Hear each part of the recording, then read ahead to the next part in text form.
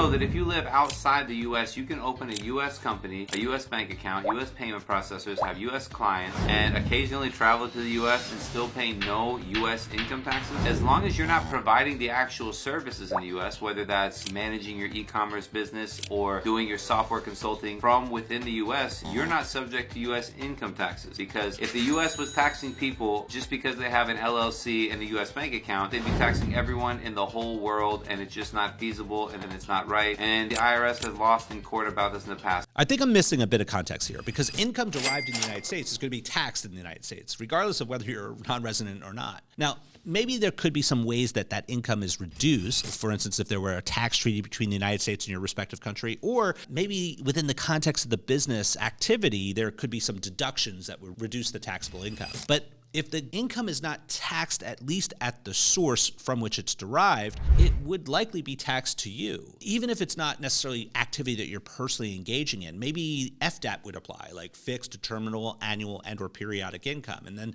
in that context, there's a whole series of other tax regimes that apply. Just go to the irs.gov website as an example. Go up to the search bar and type in taxation of non-resident aliens. It lists out a whole series of things to be considered. But I am curious what other professionals think. If you have some insight, go ahead and drop it in the comments below.